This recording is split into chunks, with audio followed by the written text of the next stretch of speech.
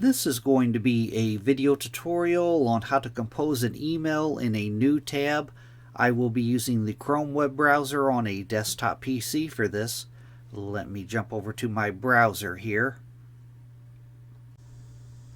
I have my browser open now and I am logged into Gmail. To compose an email in a new tab on Gmail, it's very easy to do. First thing you want to do is hold down the Control key on your keyboard.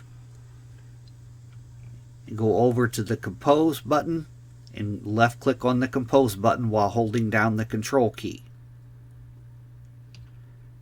As you can see, it opened the Compose email in a new tab now.